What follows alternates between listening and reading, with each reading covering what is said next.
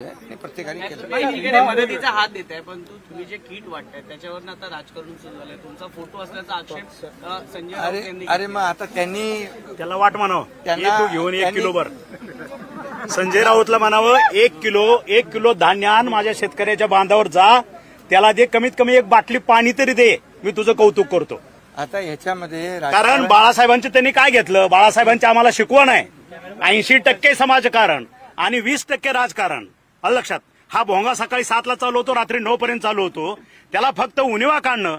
पण शेतकऱ्याच्या बांधावर जाऊन आज त्यांचा एक पदाधिकारी कुठल्या शेतकऱ्याच्या बांधावर गेलेला दिसतो का? 1 किलो धान्य कोणाच्या घरात जाऊन त्यांचा आसरू पुसायचं काम केलंय का? भाऊ आज करत नाहीत. कोल्हापूरला ज्यावेळेस झालं त्यावेळेस सुद्धा लाखोच्या लोकांच्या मदतीला त्यावेळेस भाऊच उभा राहिले होते. त्यावेळेस नाव तुमचं होतं, करणारे आम्ही होतो. आज आम्ही स्वतः ह्या ठिकाणी बांधावरती जाऊन जीव धोक्यात घालून शेतकऱ्याच्या बांधावरती आम्ही जातोय, कारण आम्ही शेतकऱ्याची पोर आहोत. उद्या उद्धव ठाकरे स्वतः येत. ठीक आहे, धन्यवाद. याच्यामध्ये एकच आहे माझं म्हणणं की कोणी राजकारण करू नये.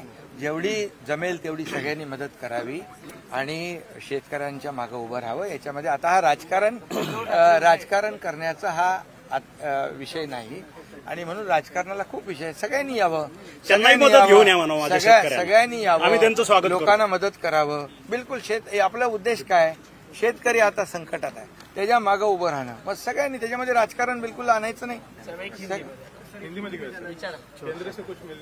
यहाँ पर परांडा तहसील में बहुत बड़ा नुकसान हुआ है. जिलाधिकारी से बात करने के बाद यहाँ पर 90,000 हेक्टेयर का नुकसान हुआ है. बहुत बड़ी मात्रा में नुकसान हुआ है. यहाँ पर हम देखा है कि सब लोगों ने यहाँ जो हालत जो है वो किसानों का जो पीक है, जो क्रॉप है, वो सब बह गया है और घर में पूरी तरह पानी भरा है. कल परसों से 3-4 दिन से एनडीआरएफ ने भी बहुत मदद की है, आर्मी ने मदद की है. तानाजी सावंत मेरे संपर्क में लगातार थे. 2 दिन पहले से यहाँ एयरलिफ्ट भी कराया गया है और लोगों की जान बचाना, इसको प्राथमिकता दी गई है. अभी जो है, अभी लोगों को मदद देना, ये काम करना है और केंद्र सरकार भी जरूर मदद करेगा. हमेशा आदरणीय प्रधानमंत्री मोदी जी हमेशा किसानों के पीछे रहे और वो हर बार किसानों के लिए काम करते हैं और राज्य सरकार भी काम करता है. तो किसान हमारा अन्नदाता है, उसके पीछे खड़ा रहना ये हमारा कर्तव्य है और केंद्र सरकार भी पूरी तरह खड़ा रहेगा. Thank you.